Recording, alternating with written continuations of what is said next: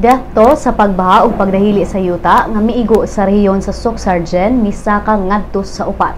Si Jerome Barranco, Assistant Regional Director sa Office of Civil Defense, niila sa mga namatay nga sila si Magtiayong Nonoy ug Monita Ga ug si Diron Tamarang. Ang tulong nga puros mga senior citizens natabunan sa pagdahili sa yuta ato sa grabing pag-uwan ni adtong Miyerkules sa gabii sa Barangay Tupi, South Cotabato. Mitaliwan sab ang 63 anyos nga si Anita Ochoa sa probinsya sa Sarangani ato sa grabing pag-uwan kagabii.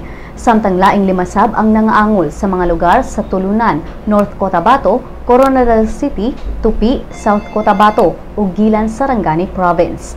Kapin sa 4,000 ka mga pamilya ang apektado sa flash floods ug landslides nunot sa sunod-sunod nga pag-uwan. Alang sa kahimtang sa panahon, atong hinabion si Jomar Eclarino gikan sa Pag-asa Mactan.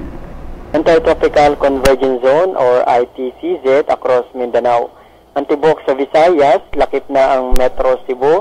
Makasinati na mapanganuro ng kalangitan, inabanan na sa mahinay ngito na sa kasarangan ng mga pag-uwan o panagdog kilat.